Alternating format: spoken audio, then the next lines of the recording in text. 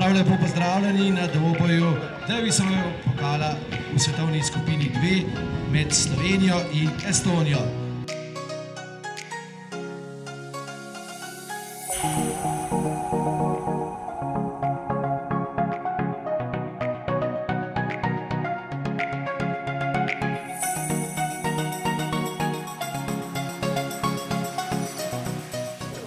Slovenija vodi z 2-0. Kako pomembno je bilo, da je Bor dobil tisto prvo igro tudi zate?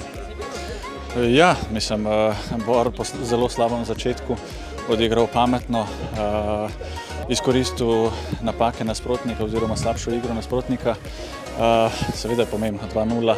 Danes nekako smo pričakovali mojo zmago.